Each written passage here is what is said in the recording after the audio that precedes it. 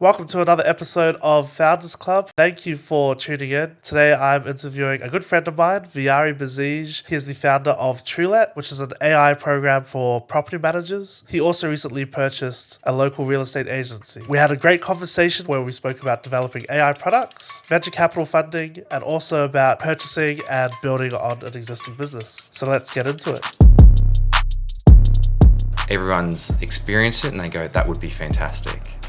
Yeah. Can you bring in all your knowledge about AI and how you code things and how you create algorithms, but do it for real estate? And I think that's what a lot of founders lack in understanding. They can figure out where they can tweak it, right?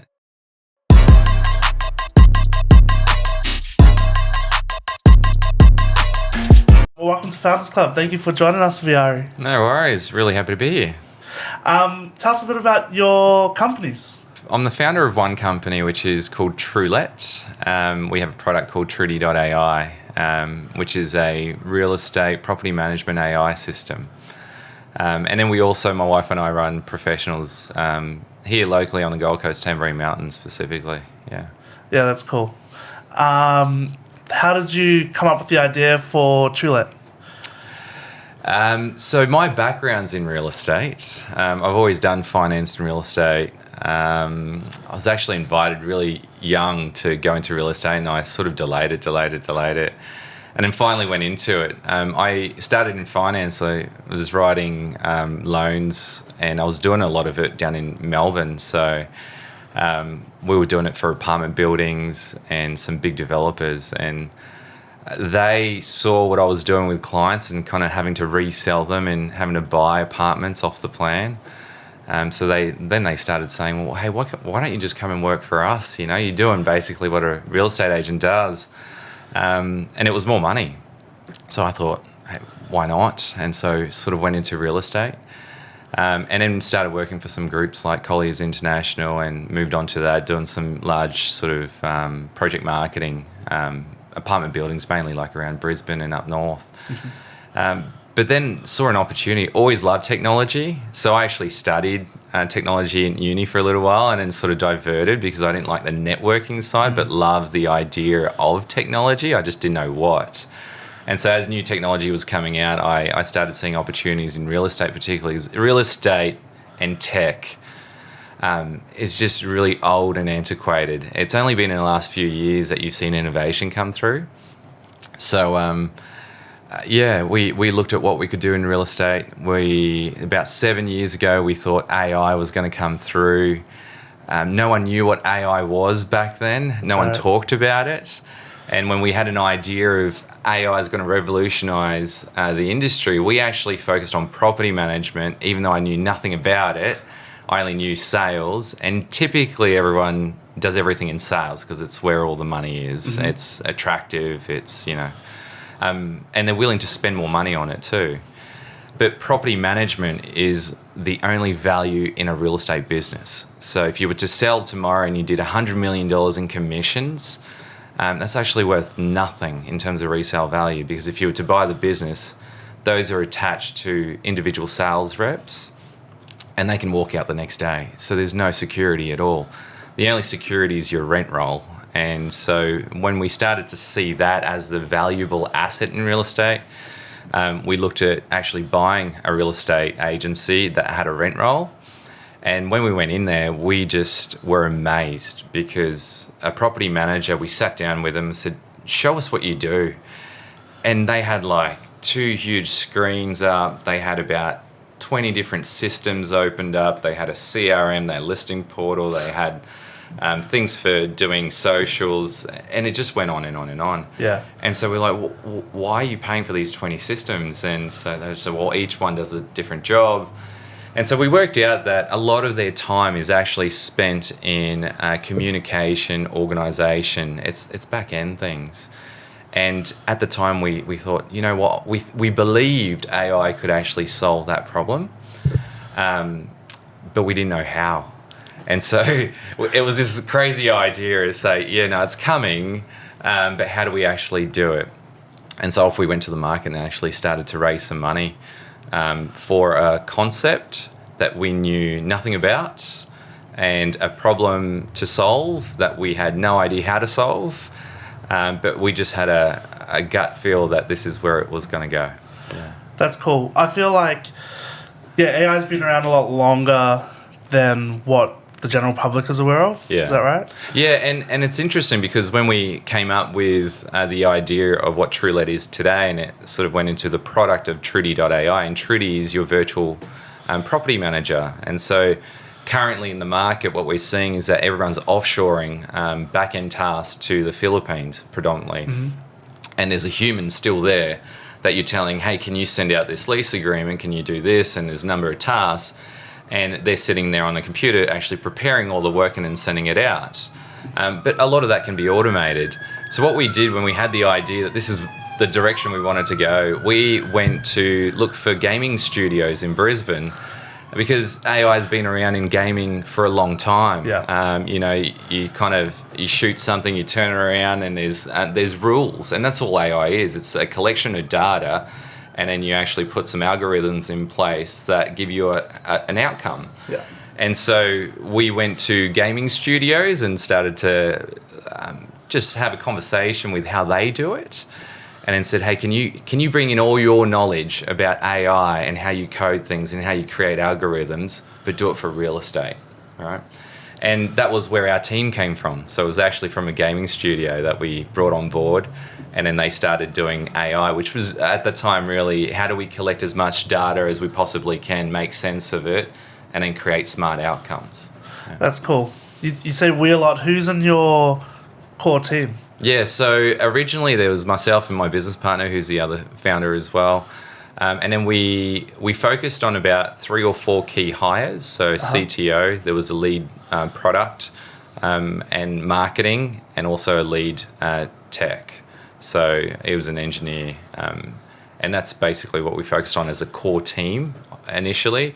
Myself and my business partner, he's in real estate as well. So we just kind of brought in the industry knowledge and the industry of relationships to be able to sit down with property managers and then identify how to actually build this out.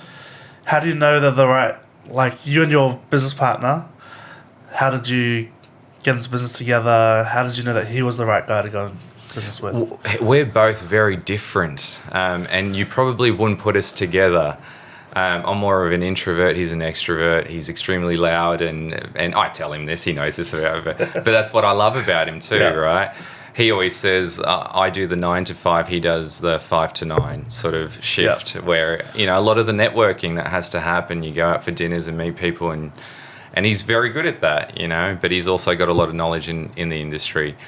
So I'm very direct and more soft-spoken, he's very direct and very loud, and so, but it matched our personalities somehow. We were complete opposites, but what I lacked and what I needed in terms of skills that I didn't have, he did, and vice versa.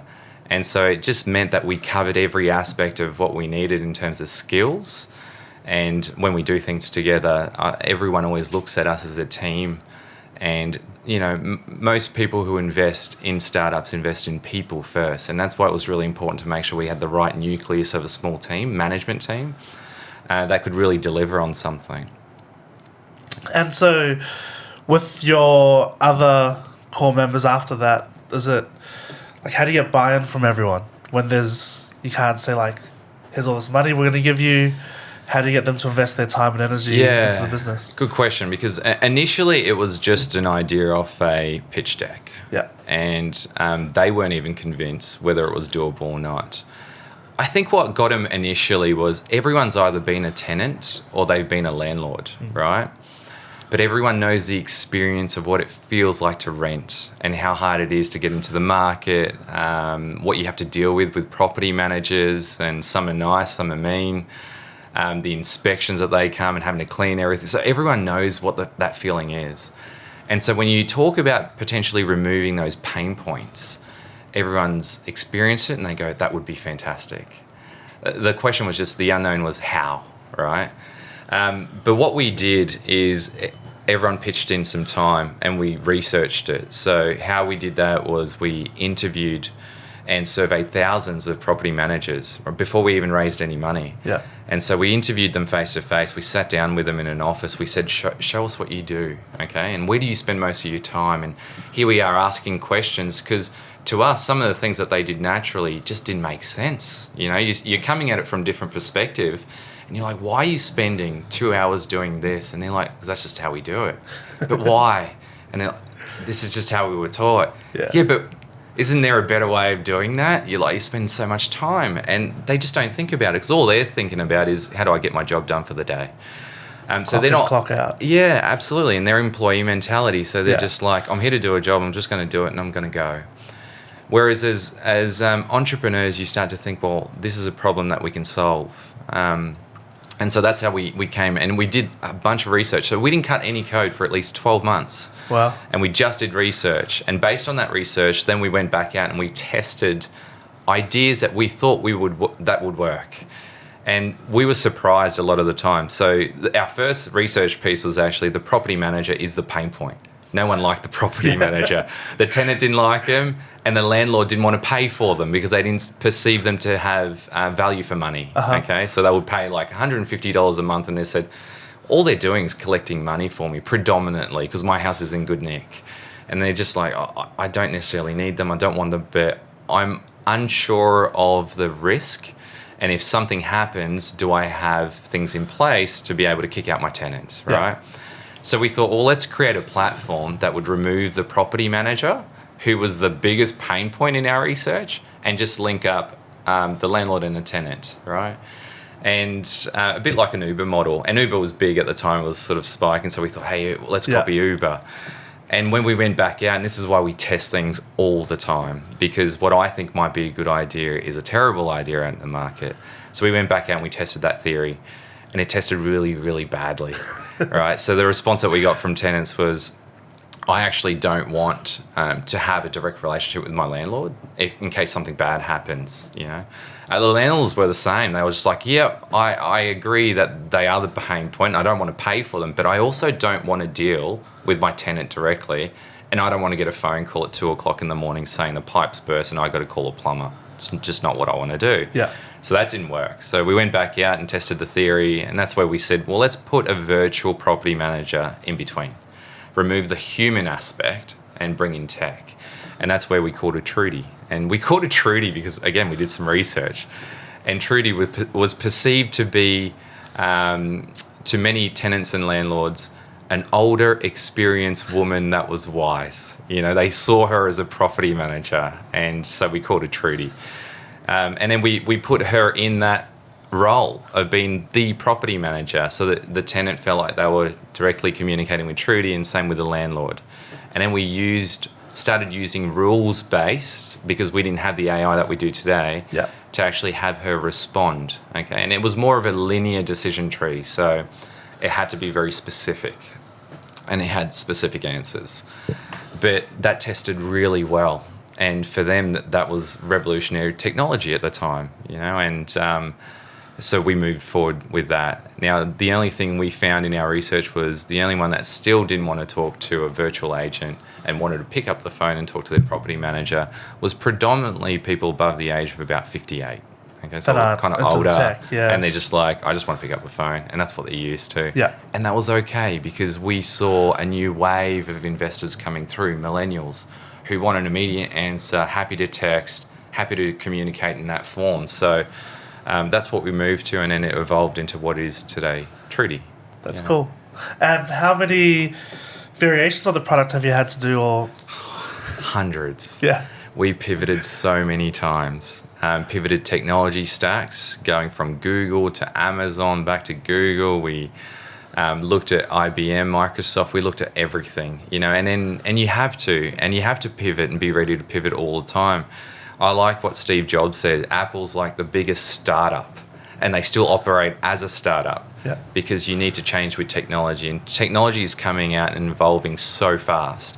So before, when we used to go out to the market in the industry, here in Australia and also in the US, because our goal is always to be in the US, it's a much bigger market, we had to spend about an hour getting in front of large groups and audiences and teach them about AI and what it is, because they just didn't understand it. And even at the end of the 1 hour, they still quite didn't get it.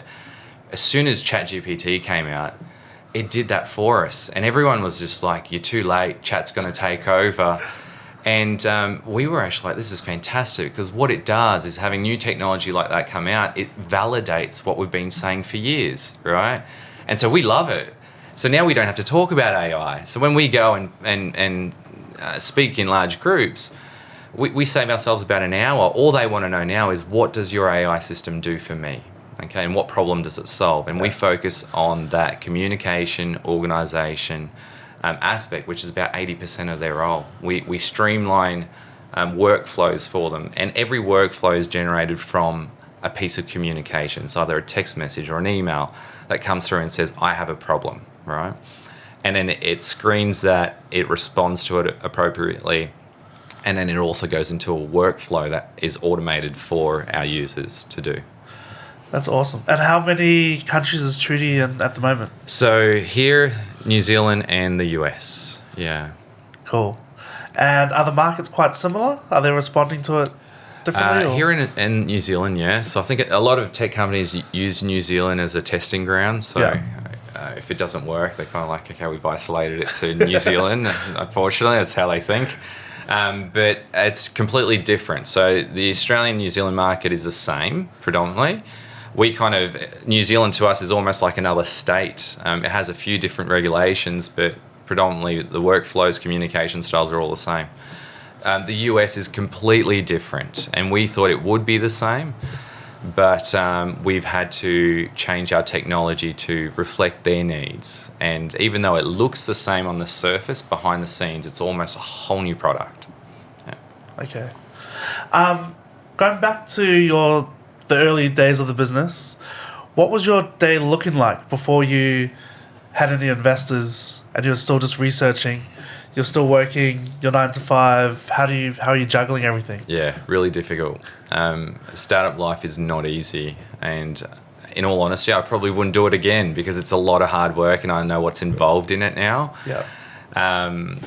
But it was still working to be able to provide for the family and our needs. It was doing things late at night. It was getting engineers and designers from India, because they were cheaper at the time, and offshoring that, but they're working till about 2, 3 in the morning our time. So you're kind of doing around the clock all the time, just to keep everything going. So yeah, extremely difficult to try to balance everything at once. Stress levels, where were they at? Extremely high. Gotten a lot grayer since then, since I started. But stress levels are high, and you're, when you're doing a startup and as the founder, you wear every single hat until you're able to bring in funding to be able to then hire people. And so you're the marketing expert, you're the sales expert, you're the tech expert, you're the CTO, you're everything, right? Yeah. And so, yeah, and it's really stressful and really hard to pull off. So how do you go about getting the funding? Well, for us, as I mentioned before, it was really difficult because AI was not in the industry at all. And so what we were pitching to real estate agencies, they were just saying, we don't see the value in that. But now everyone wants it, right? So, and that's the challenge of being ahead of the game as well, is sometimes you can be too far ahead of the game that they just don't understand and see the need. And so you dump in a lot of money developing things and educating the market. You go through your usual rounds. So you do your family and friends round, which is your seed round. Typically, you try to raise about $500,000, $250,000 to $500,000, and that's where you give most of your company away. Generally, they'll want anywhere up to about 20% of the company or more sometimes, because that's the riskiest part of the investment. Yeah. And it really is like it's 1,000 to 1 sort of chance you're putting your money into something. And that's why they call it the family and friends. It's also the ones that everyone's going to do really well out of, and where you're going to cash out the most. So, do you approach that round similar to the VC rounds? With the same, you have to go with, like, here's my game plan, you go present them with all the research. And absolutely, yeah. And then each stage is different in terms of fundraising and what type of information they want to see. So at that stage, you just they're really backing the team. They're believing in you, and hopefully they're your family and friends, so they believe in you. Sometimes that's not the case. Your family's probably the worst, like, they tell you the truth, which is like, you're going to fail, don't waste your time. So, and it's the hardest stage, but they're backing you, and you've got a pitch deck with pretty pictures, but there's a huge unknown. And so that's the hardest stage by far. And then through each of the rounds, how do you find a venture capitalist to invest? Yeah, so we did it slightly differently. And we know that the real estate industry has a lot of money, and a lot of agencies want to invest in new tech coming up. So they want to be at the forefront of technology and innovation. So we went through your seed round, and that was really just a prototype. That prototype was super basic, but it tested our theory and our ideas and validated that idea. But we didn't have really anything technical in nature. Then we went into our Series A and then raised that. Now, the last thing you want as a founder, and this is constantly a challenge, is you don't want 200 people invested for $20,000 on your cap table. It makes it really difficult when you go into a VC round or an institutional round later on, because you're having to convince 200 people that are on your cap table that this is the right direction that we need to take. So what we did is we actually, because we ran property funds, and I sit on a couple investment committees for property funds, we spoke to them and said, could we set up a wholesale fund for wholesale investors who want to invest, but they invest in the fund, and the fund is the one that actually invests into the company. And that meant that you had 100 or so investors in the fund, but one investor on the cap table, right? And so it made it a lot easier. And that's how we actually did our Series A round.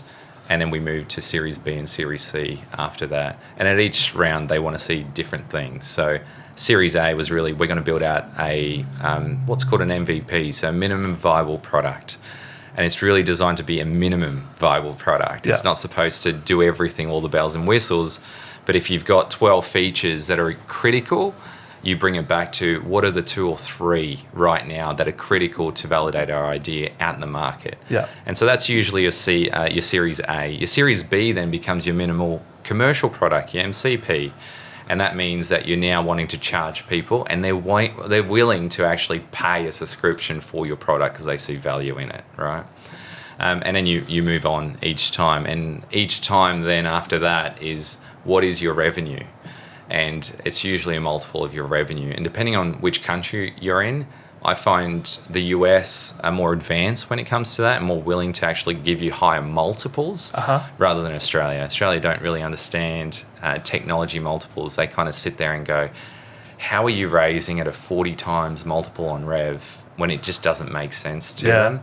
Whereas in the US, they look at that as, we're investing in your potential future and where we think the company is going to go. And if you're going to be a unicorn, which is typically $1 billion or more, they're saying, we believe you're going to be a unicorn or more. And so we're willing to dump a bunch of cash into your company to make sure you get there sooner rather than later. Wow. Yeah, that's cool. So is your plan is there an exit strategy, or is your plan to become that unicorn, be like New York Stock Exchange? So that's a really interesting question. Everyone always asks that at each round. Every investor wants to know, when am I going to cash out, right? And how much am I going to cash out? So what do you believe it's going to be worth? I'm very careful giving anyone any hope in terms of cashing out, like, the next Uber or anything. We would love to be that. But I'm also very practical and real. I've always had a figure in my mind in terms of what we need to kind of do what we want to do and live our lives. And we're, in terms of valuation, beyond that. And so I always say, whenever any new founder of a startup says, hey, here's an opportunity, we've been offered to put some money into the company at this particular round and pull some off the table, I always say, pull some off the table. And each round, it's important that you do, because you don't know when your next competitor is going to come along. And in technology, let's dump a bunch of money, put 50 engineers in, some designers, and whip something up and just copy your competitor who's doing extremely well. Yeah. They've spent all the money doing all the research and educating the industry. Now we just need to copy them. And you see actually a lot of that in India, in Asian countries, where they just go, Uber did a great job. Yeah. Let's now do Didi, or, and go out there and just copy them. So I'm always mindful of that in tech, and your next competitor is just around the corner, and what you don't know is what scares me more than anything. And I'm always worried about startups. So it's not that I don't believe in the company. I believe that there are some very smart people out there, and I believe it's very easy to copy things. Yeah. And it's always, everyone always says, how do you protect your company and your IP? You can spend millions of dollars, and we've done this with lawyers. You can spend millions of dollars trying to protect and patent your technology. All they need to do is tweak one little thing, and that's outside your patent. And so, you'll spend $2, $3, $4, $5 million very quickly, patent it, think you're protected, and then the next minute someone's copied you and just tweaked something slightly. And when you patent it, you give someone else the instructions of how you've built what public. you've got, right? It's public, so anyone can go in and have a look at what you've done. They can figure out where they can tweak it, right? And then all they do is bring in more engineers and lawyers and say, if we tweak this, is this outside of their patent? And they go, yes, it is. We can challenge it. Yep. Okay. Well, off they go. And so you've just made it all public. Yeah. And so what we've done as a strategy is we said, let's not patent it. So we've trademarked things so they can't use, like we own Trudi as a name in tech, in prop tech in the US and in about 130 different countries. So that's our name. That's great.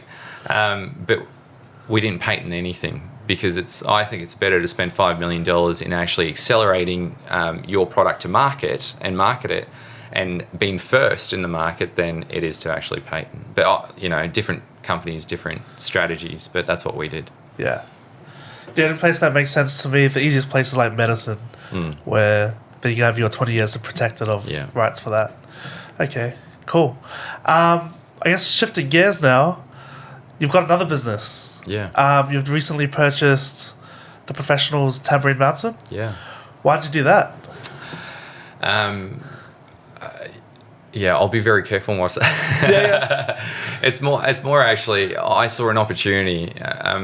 Knowing now what I know in prop tech and innovation and AI, I saw, one, it's close to us. They were selling the business at that time. They had very old processes and technology. And so for me, it was an opportunity to actually come in and actually implement as an agency what we've been preaching for years. And so just bringing in new tech innovation and being able to scale. So typically you have, in this industry, one property manager manages around about 100 properties. And how you increase your bottom line is trying to get them to actually manage 120, 130, 140. Now, a lot of people are outsourcing to the Philippines to scale that to about 200. Yeah. I want to get to 300 or 400 or 500 just by using tech and one individual. And this is a bit of a testing ground for me. So I'm wanting to bring this in and then scale as the actual owner to see how we actually do that ourselves as well. Also, I think for us, we spend a lot of time traveling, and you do as founders, especially when you expand to the US, and we're back and forth from the US a lot. That was pretty hard for the family. We got young kids. And so we had to make a decision of whether we move over there and take on Trudi as a full-time thing over there as the main role, or just stay in Australia. And we made the decision to stay in Australia. And so I thought, well, hey, here's a great opportunity to actually implement our tech into an agency, which is what we're doing now. That's cool. Yeah. And how is that, like, implementing the tech?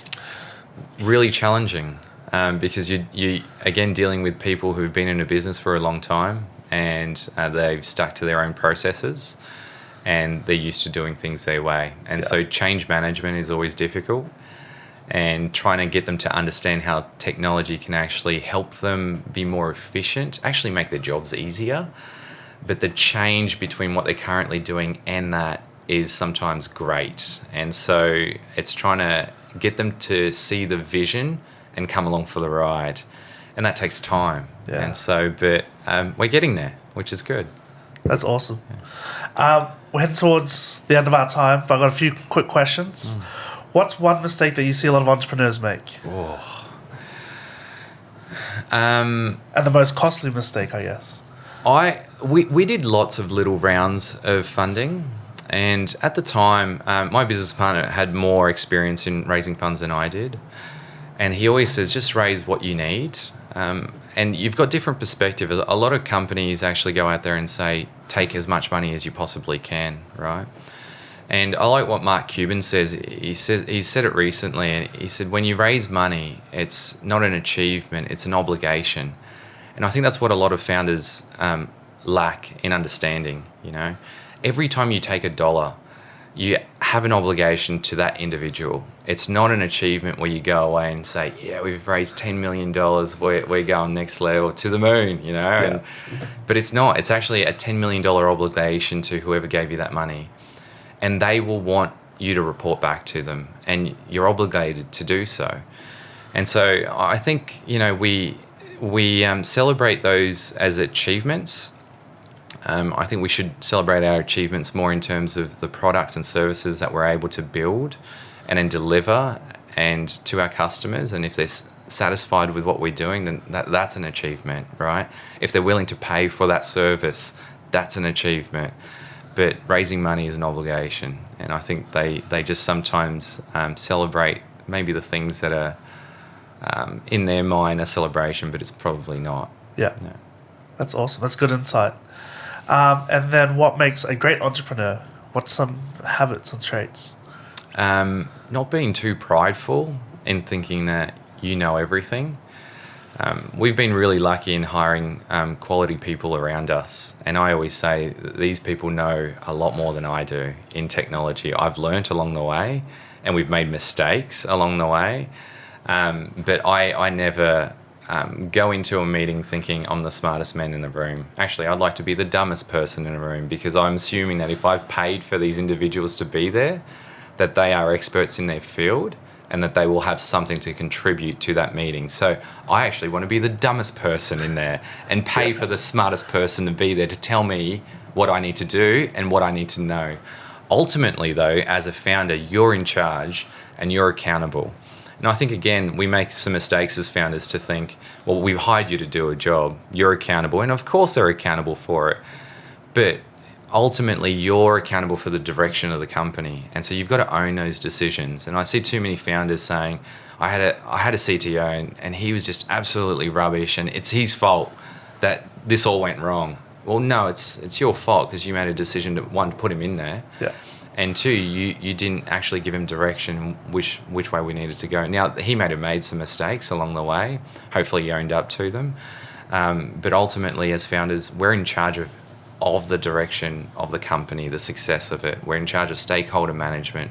We've got so many things we need to consider, and you hire good people to make good decisions, give you good information so that you can make better decisions along the way as well.